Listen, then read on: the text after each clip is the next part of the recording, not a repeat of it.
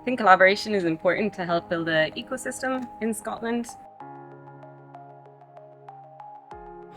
We are one institution that are very good at reaching across many different institutions, but I feel that without collaboration, we're not going to really drive forward systemic change that we need across our economy. Ambition is one of the key factors to success for us. You know, we're a small nation, but we really do dream big.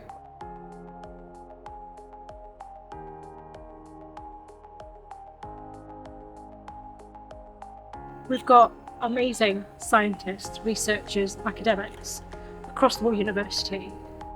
In terms of ambitious projects, large-scale projects, I think that's where the challenge lies.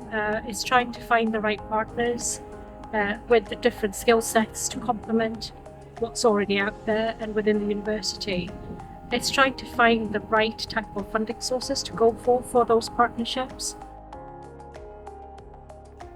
The more ambitious projects, what they deliver to us is more impact. Those projects are absolutely a platform to make that happen, and that's across all themes of R&D. So for us to support that at scale is how we're going to move forward.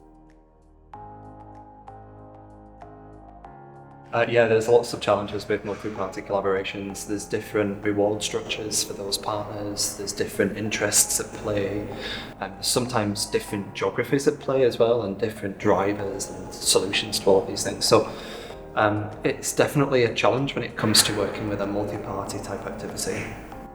We really need to see this proactive activity to make these clusters and collaborations happen so that we're ready to react when the opportunities present themselves. At the moment, the main challenges that come around that is understanding places of expertise and how we can fund and support making that delivery happen with impact to serve the cause. So the large-scale projects and ambitious projects come with challenges, but very rewarding when they come to fruition. We see that as a great opportunity to nurture that and foster those partnerships. I think through collaborative efforts, we can, as a small country, have a really big impact.